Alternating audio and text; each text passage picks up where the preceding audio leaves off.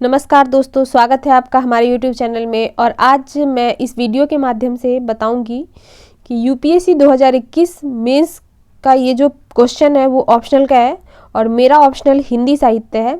तो मैं हिंदी साहित्य के क्वेश्चन के बारे में ही डिस्कस करूंगी कि कैसे मैं आंसर लिखती हूँ।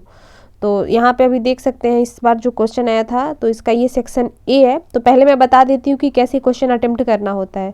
तो ये जो क्वेश्चन है वो ऑप्शनल पेपर 1 का है। तो पेपर 1 में 2 सेक्शन में क्वेश्चन बटा हुआ है, सेक्शन ए और सेक्शन बी। तो जिसमें क्वेश्चन नंबर 1 और क्वेश्चन नंबर 5 कंपलसरी है और बाकी इधर क्वेश्चन 2 से 2, 3, 4, 6, 7, 8 इस 6 क्वेश्चन में से हमें 3 क्वेश्चन सेलेक्ट करना है। कोई भी 3 क्वेश्चन हम सेलेक्ट करेंगे फिर और उसका आंसर लिखेंगे। तो अभी मैं सबसे पहले क्वेश्चन नंबर 1 के अंदर जो पूरा 5 क्वेश्चन है तो इस पांचों क्वेश्चन के बारे में डिस्कस करूंगी कैसे मैंने लिखा है। और ये पांचों क्वेश्चन 150 शब्द में टिप्पणी करना है। तो चलिए देखते हैं। यहाँ पे देखिए क्वेश्चन पहला है कि अवहट्ट की व्याकरणिक संरचना का स्वरूप, जिसके बारे में टिप्पणी करना था। तो सबसे पहले यहाँ अवहट्ट का जो भी व्याकरणिक स्वरूप हुआ है उसके बारे में लिखेंगे। तो अवहट्ट भाषा संस्कृत से बना एक भाषिक शैली है जिसे 9वीं से 11वीं शताब्दी के समय स्वीकार किया गया। इस भाषा के साहित्यिक प्रयोग 14वीं शताब्दी तक दिखाई देता है। अवहट्ट भाषा के व्याकरणिक स्वरूप इस प्रकार है। सबसे पहले मैंने यहाँ पे लिंग संरचना की बात की है, फिर वचन व्यवस्था, क्रिया संरचना, विशेषण और सर्वनाम व्यवस्था। तो लिंग संरचना, अवहट्ट में लिंग 2 ही थी, पुल्लिंग तथा स्त्रीलिंग। इस संस्कृत के नपुंसक लिंग को अवहट्ट में अस्वीकृत कर दिया गया था। वचन व्यवस्था, वचन में भी संस्कृत के द्विवचन का लोप हो चुका है, केवल एक वचन और बहुवचन का उपयोग होता था। इसके अतिरिक्त संज्ञा पदों के बहुवचन में निह या नह परसर्गों का उपयोग होने लगा था, जैसे हाथन। क्रिया संरचना, क्रिया संरचना में कृदंतों के सहारे क्रिया निर्माण होने लगा था। अवहट्ट के क्रिया रूप आधुनिक हिंदी के बोलियों से मिलते जुलते हैं, जैसे चल, उठ, कह, खा, बोल इत्यादि। विशेषण, अवहट्ट में कृदंतियों विशेषण का विकास तीव्र गति से होने लगा, जो विशेष्य के लिंग वचन के अनुसार परिवर्तित होते हैं। सर्वनाम व्यवस्था, सर्वनाम के कई नए प्रयोग अवहट्ट में देखने को मिलते हैं।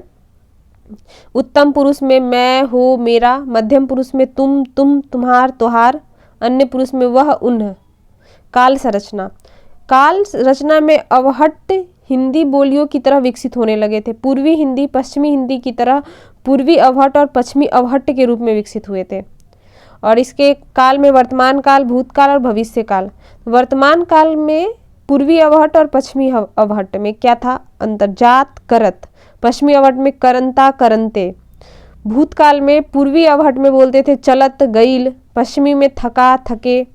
पूर्वी अवहट्ट भविष्य काल में खाइब, जाइब और पश्चिमी अवहट्ट में करही, कड़िहऊ। इस प्रकार हम देखते हैं कि संस्कृत से हिंदी भाषा तक के सफर में कई मध्यवर्ती भाषा का योगदान है, जिसमें से एक अवहट्ट है। अवहट्ट भाषा के समय से ही आधुनिक हिंदी बोलियों का स्वरूप झलकने लगा था।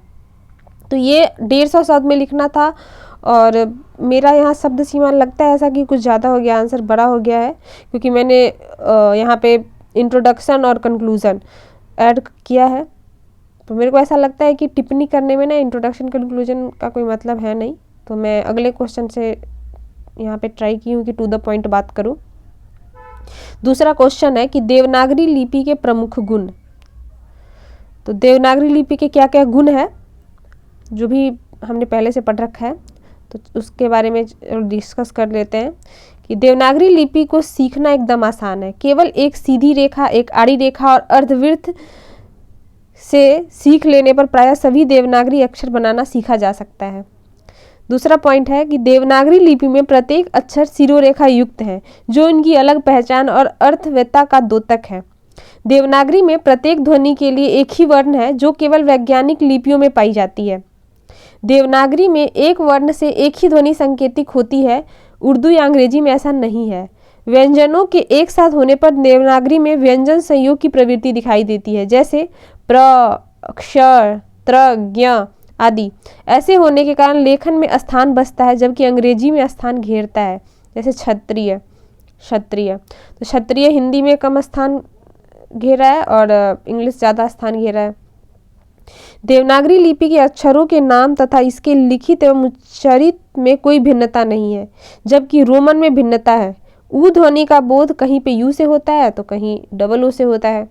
देवनागरी लिपि में वर्णकर्ण क्रमानुसार पहले स्वर रखे गए हैं तब व्यंजन, लेकिन रोमन में मिला जुला है। तो ये हमने देवनागरी लिपि के गुण के बारे में टू द पॉइंट बात की है। फिर तीसरा क्वेश्चन है कि रहीम की काव्य भाषा का महत्व।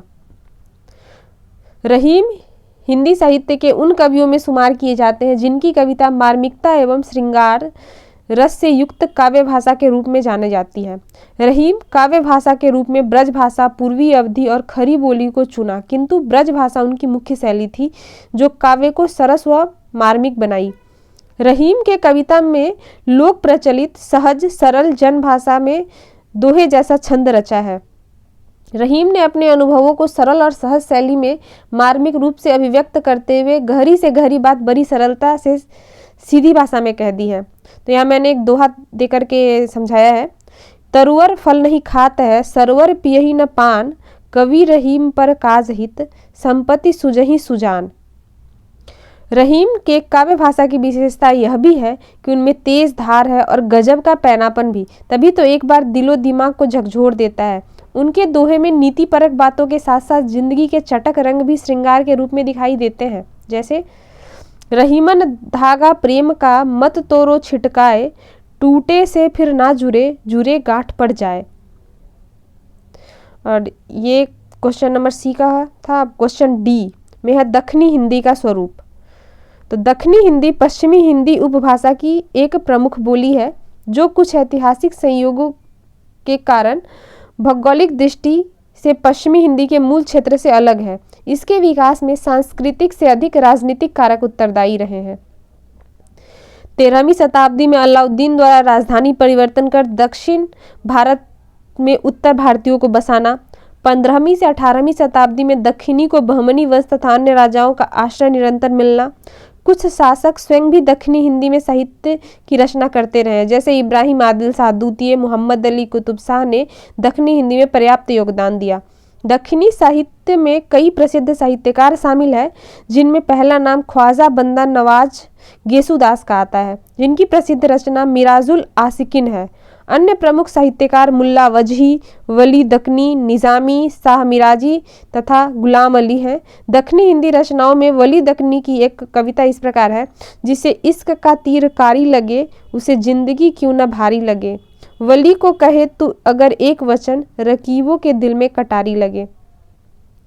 तो यहाँ मैंने दोहा के माध्यम से, अब जिस क्वेश्चन का हमें दोहा याद आता था या फिर लगता था कि हाँ यहाँ पे दोहा लिख देना चाहिए, तो आंसर में दोहा लिखना चाहिए, इससे थोड़ा आंसर अच्छा बन जाता है। तो ये डी क्वेश्चन था। क्वेश्चन नंबर ई, ये लास्ट है। ये क्वेश्चन है कि स्वतंत्रोत्तर भारत में हिंदी की स्थिति। स्वतंत्रोत्तर भारत में हिंदी को भारतीय संविधान के भाग 17 में राजभाषा का दर्जा प्रदान किया गया है। हिंदी न केवल भारत का राजभाषा है बल्कि राष्ट्रभाषा और संपर्क भाषा भी है। गृह मंत्रालय एवं राजभाषा विभाग द्वारा केंद्रीय हिंदी प्रशिक्षण संस्थान एवं केंद्रीय अनुवाद ब्यूरो की स्थापना, मानव संसाधन विकास मंत्रालय द्वारा वैज्ञानिक तकनीकी शब्दावली आयोग एवं केंद्रीय हिंदी निदेशालय की स्थापना, हिंदी के प्रति जागरूकता पैदा करने के लिए 1975 से विश्व हिंदी सम्मेलन का आयोजन, 14 सितंबर को प्रत्येक वर्ष हिंदी दिवस के रूप में मनाया जाता है, क्योंकि 14 सितंबर 1949 को ही संविधान सभा में हिंदी राजभाषा का प्रस्ताव पारित हुआ था। हिंदी वर्तमान समय में इंटरनेट एवं डिजिटल दुनिया में भी जगह बना चुकी है। हिंदी में हमें कई वेबसाइट एवं विषय वस्तु पर्याप्त संख्या में मिल जाती है। सोशल मीडिया जैसे फेसबुक, ट्विटर इत्यादि भी हम हिंदी भाषा का प्रयोग कर सकते हैं। संयुक्त राष्ट्र में भी अब तो हिंदी में साप्ताहिक कार्यक्रम आने लगा है।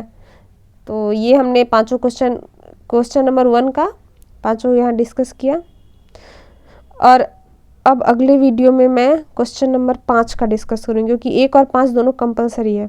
उसके बाद मैं चूज़ करूँगी मुझे जो सही लगेगा, फिर उसमें से 3 क्वेश्चन मैं सेलेक्ट करके वो भी डालूँगी।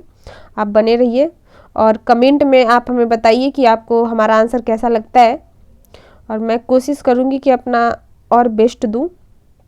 धन्यवाद और आप लोग सपोर्ट करते रहिए।